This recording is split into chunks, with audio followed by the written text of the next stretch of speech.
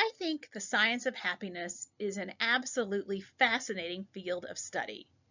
Because let's face it, it's something we all want. I just want to be happy. I just want to live a happy life.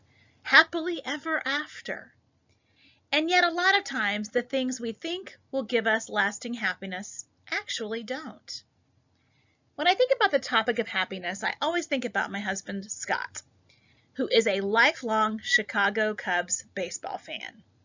If you know anything about the Chicago Cubs, you know that until 2016, when they won the World Series, they had not won a World Series for 108 years. And my husband loves his Chicago Cubs. He has stood by them through thick and thin, and there's been a lot of thin in his lifetime. And it's especially hard for him to be a Cubs fan here in Springfield, where he is surrounded by so many St. Louis Cardinals fans. And Scott always said, prior to 2016, that if his Chicago Cubs could ever win the World Series, it would make him happy for the rest of his life. And I assured him that it wouldn't, because that's not how happiness works. And he said, well, I'd like to give it a try and just see. So in 2016, in Game 7, his Chicago Cubs finally won the World Series. And that evening, in that moment, you would have been hard-pressed to find a happier person in the world than my husband, and all of the other Cubs fans too. And that happiness kept him going for a few days. He was so excited to go to work the next day and to kind of brag to all of his Cardinals friends who had teased him over the years, we finally won a World Series. But a few days later, he realized his job was still stressful, his dad was still very ill, there were still bills to pay, chores to take care of. Life is full of ups and downs, and he realized that while that World Series win made him very happy, it didn't give him lasting happiness, because no single event can do that for us. When something great happens, we might have a spike in our emotions, and we're happier. But that wears off, and we settle down into being about as happy as we were before. Being happy doesn't mean you're happy all the time. In her 2007 book, The How of Happiness, positive psychology researcher Sonia Limbersky elaborates, describing happiness as the experience of joy, contentment, or positive well-being, combined with a sense that one's life is good, meaningful, and worthwhile. It's not just fleeting emotions, but it's overall life satisfaction that makes us happy. We need to feel as if our lives are meaningful and worthwhile. While I know it might sound wonderful to win the lottery and escape to a desert island and never work a day again in our lives, that would not give us lasting happiness. We would be bored. Vacations are great because they give us a reprieve from our day-to-day activities. But for most of us, we're kind of anxious to get back into our day-to-day lives. We want to be useful and needed and feel our life is meaningful. So happiness is a combination of overall life satisfaction and how good you feel on a day-to-day basis. Happiness is not feeling great all the time.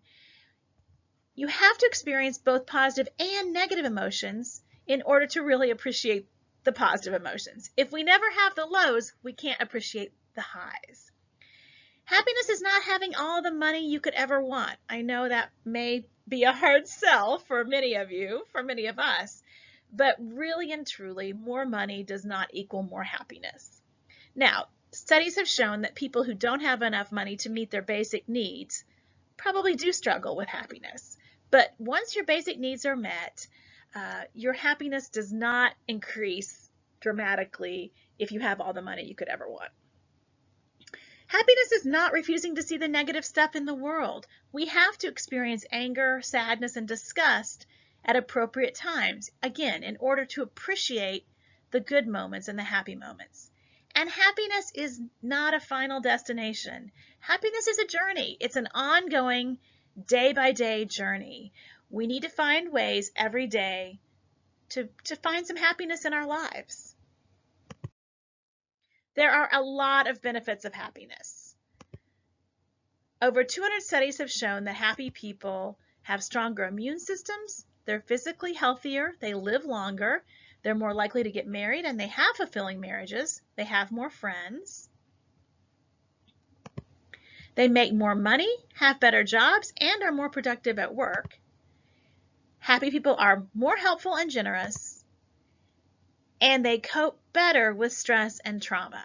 So overall happiness is important. It does make a difference, and studies have proven that people who are happier do reap the benefits of that.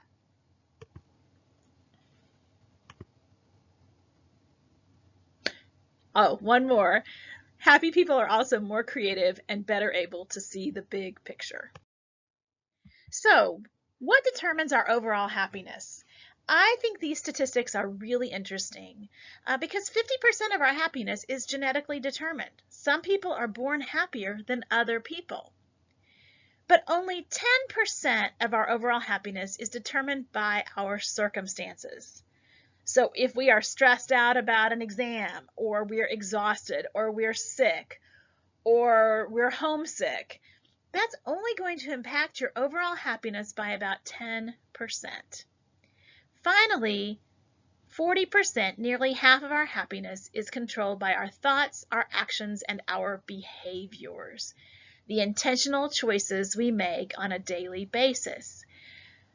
Choosing to do things that you know will make you happy, and maybe it's not happy in the moment, but maybe it's happy afterwards. For instance, for me, if I get up and exercise first thing in the morning, that gives me a little happiness all day long. I already took care of that. I've already exercised. Doing things that you know will make you happy or that will make you feel better, making those choices, your thoughts, your actions, and your behaviors. So there are a lot of strategies to be happier, and some may work for you, some may not, but these are just things overall that have been found to give people a happier life. Number one is build relationships.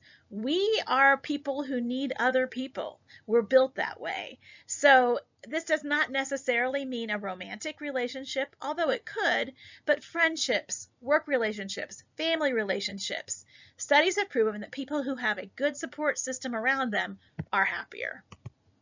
Focus on experiences versus buying stuff. I love the quote here on the screen, watch more sunsets than Netflix. I have a few friends who are grandparents, and some of them have told me that they really would rather give their grandchildren an experience than another plastic toy that's just going to fall to the bottom of the toy box.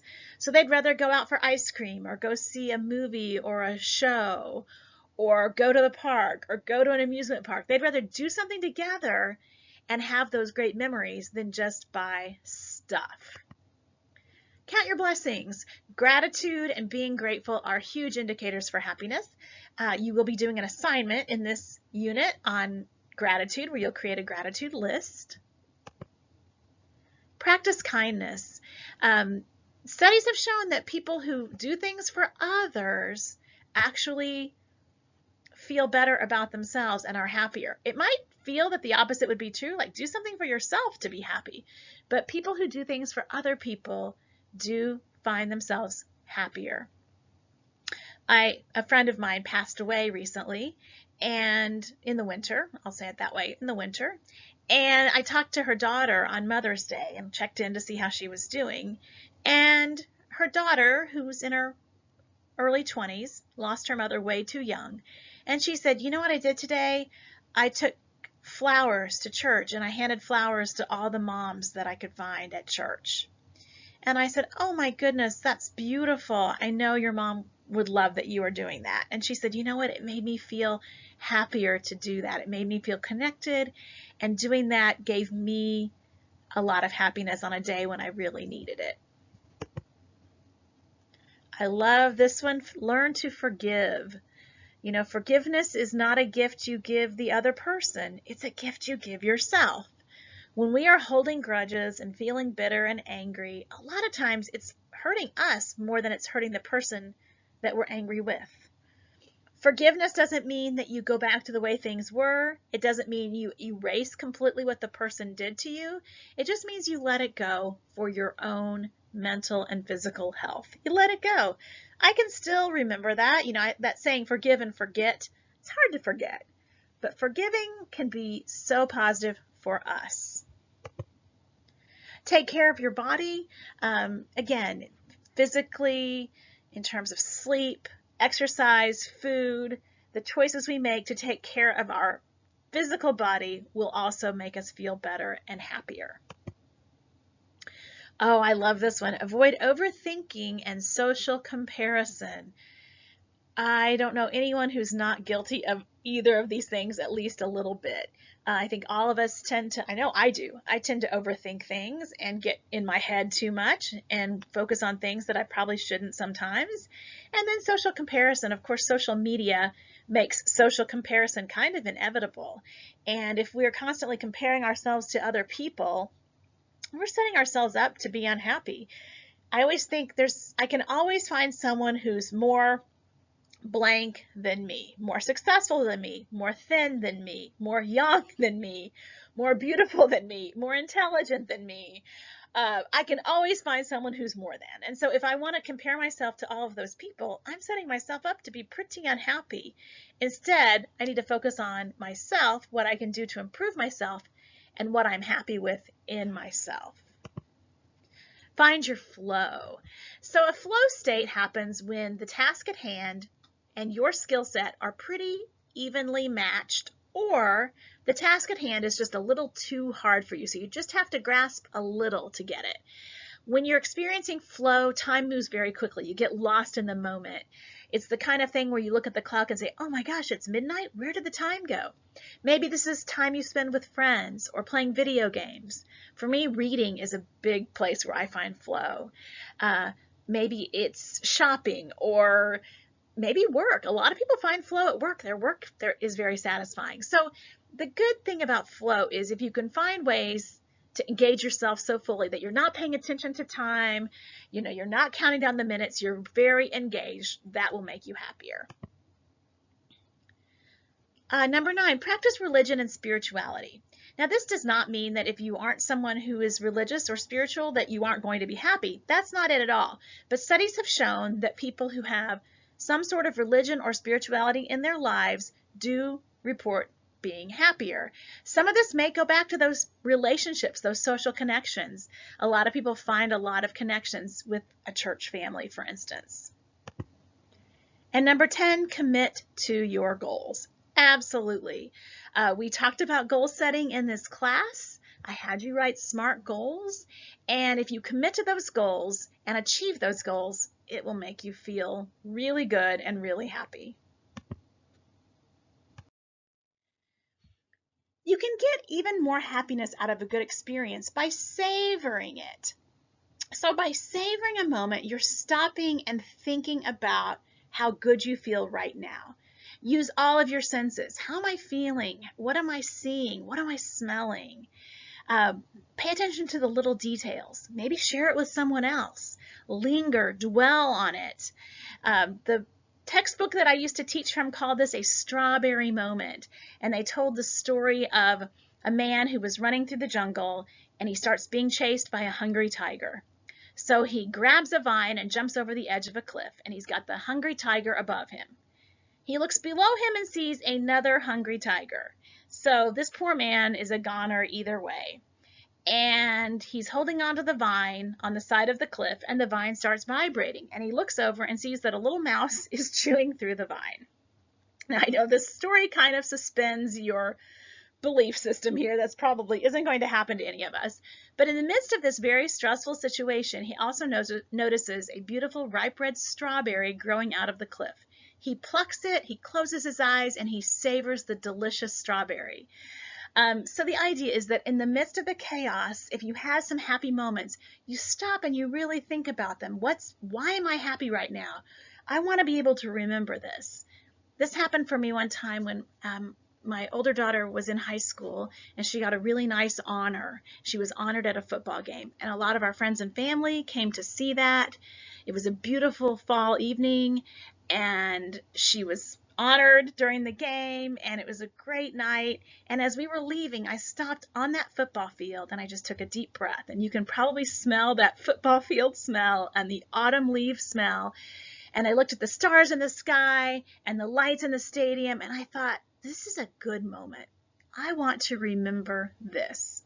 It's not going to last. Tomorrow, stressful things are going to happen. My happiness is going to jump up and down as it does for all of us. But right here, right now, I want to remember this. I want to savor this. So I want you to find ways to have strawberry moments. I love the saying, enjoy the journey. It's not the destination, it's the journey. And then I have a YouTube link in here that I will also put in a link to this in with the unit so you can watch this cute YouTube video if you'd like to about happiness. So just a few additional words about happiness. You want to pursue happiness indirectly rather than constantly monitoring your emotions and trying to feel good all the time. Try to organize your life around things that you know you'll find joy in and find the right fit. All happiness boosting activities don't work equally well for everyone. You have to know what works for you. And you can get too much of a good thing. People who are constantly happy all the time, studies have shown maybe that's really not as satisfying as experiencing the natural ups and downs of life. Happiness is a skill that you can build with consistent practice, and you have the ability to control your happiness, and you deserve to be happy, absolutely. I now would have you create a happiness plan. If you'd like to do this, it's a great thing to do, choosing 2 or 3 of these areas and listing out some things about them that would make you happier, ways you could improve happiness in those areas. I'm not going to require this as an assignment, but if it's something you're interested in doing, it can be a great exercise. And that brings me to the end of the presentation. Thank you for watching.